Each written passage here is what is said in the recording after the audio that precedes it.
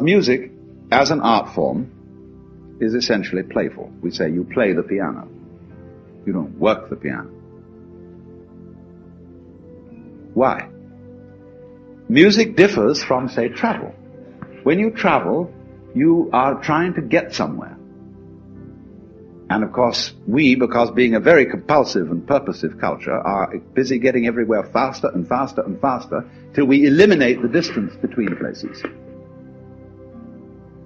I mean, with the modern jet travel, you can arrive almost instantaneously. And what happens as a result of that is that the two ends of your journey become the same place.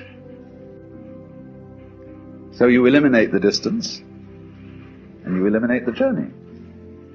Because the fun of the journey is to travel, not to obliterate travel. So then, in music, though, one doesn't make the end of a composition the point of the composition. If that were so, the best conductors would be those who played fastest. And there would be composers who wrote only finales. People go to a concert just to hear one crashing chord, because that's the end. Same way in dancing. You don't aim at a particular spot in the room. That's where you should arrive. The whole point of the dancing is the dance.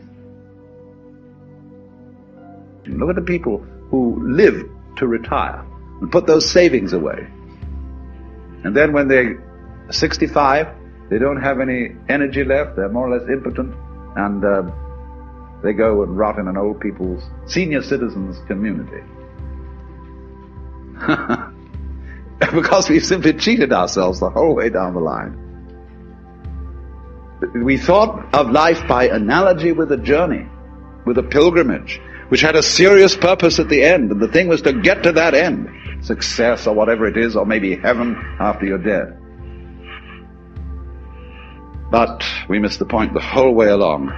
It was a musical thing, and you were supposed to sing or to dance while the music was being played. But you had to do that thing. You didn't let it happen. And so, in this way, the human being sometimes becomes an organism for self-frustration. Let's take Korzybski called man a time binder. That means that he's the animal peculiarly aware of the time sequence.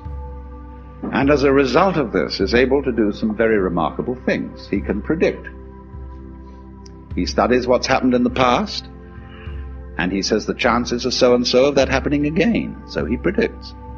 Well, this is very useful to be able to predict, because that has survival value. But at the same time, it creates anxiety. You pay for this increased survival ability involved in prediction by knowing that in the end you won't succeed. They're all going to fall apart by one way or another. It might happen tomorrow, it might happen 50 years from now. But it all comes apart in the end. And people get worried about that, they get anxious. So what they gained on the roundabout, they lost on the swings. So then, if you see, on the other hand, that existence is musical in nature, that is to say that it is not serious, it is the play of all kinds of patterns. We can look upon different creatures as we look at different games, as we look at chess, checkers, backgammon, tennis.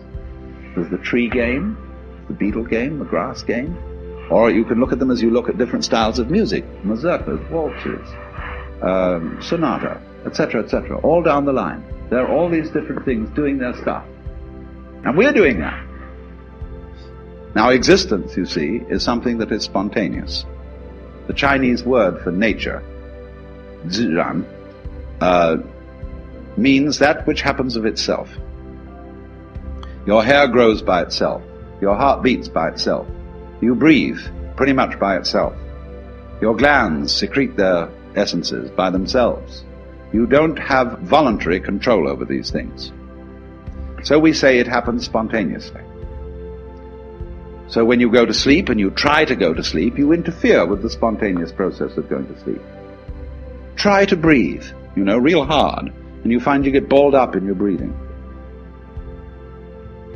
If you're going to be human, you just have to trust yourself to have bowel movements and go to sleep and digest your food. Of course, if something goes seriously wrong and you need a surgeon, that's another matter. So with the whole picture, that is fundamental. You've got to let go and let it happen. Because if you don't, you're going to be all clutched up. You're going to be constantly trying to do what can happen healthily only if you don't try.